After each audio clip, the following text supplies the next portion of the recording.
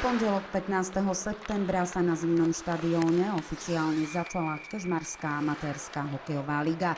My sme sa na jej prípravu boli pozrieť aj na jednom z tréningov, ktoré mal pod palcom Milan Glevaňák. Tohto roku od pondelka nám začne druhá amatérska hokejová liga, tá začína druhým ročníkom, tam sú toho roku 6 mužstiev, tam je pravidlo, že môžu hrať iba dvaja bývalí hokejisti, ktorí nehrali 10 rokov a vo štvrtok nám začína už 5. ročníkom naša najvyššia amatérska hokejová liga.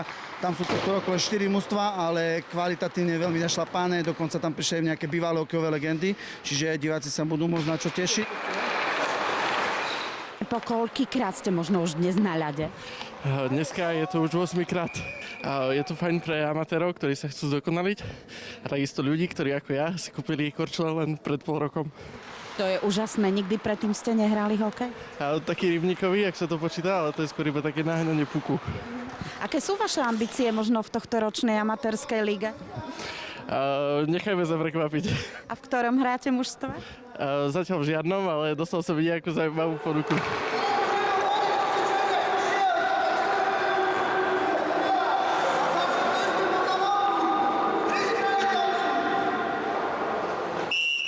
Tréningy sú rozmanité, máme rôzne levely tu hráčov, niektorí, ktorí hrali bývalý hokej, niektorí, ktorí sa učia hrať hokej, niektorí, ktorí prišli vyskúšať z takého partičkového hokeja. Samozrejme sú nejaké cvičenia, kde robia všetci rovnaké, hlavne to korčulovanie a už potom, keď máme viacej na tú techniku a streľbu a nahrávky, už delíme do výkonnostných skupín, aby si každý poriadne zatrénoval a aby ten tréning mal šancu. Je možno iné trénovať deti a trénovať dospelých? Ako to vnímaš ty, s kým sa ti robí lepšie? Deti sú také jednoduchšie, prirodzenejšie, ale keď ich musím učiť základy, tak je to dosť náročné, ale už potom v 2. 3. mesiaci vidno ten progres, predsa oni už aj 2-3 týždenne majú tú samú prípravu.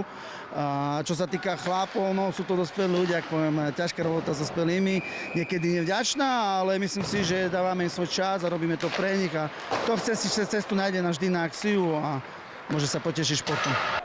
Ak by ste chceli amatérskych hokejistov na zápas prísť aj povzbudiť, počúvajte dobre, kedy ich na ľade uvidíte.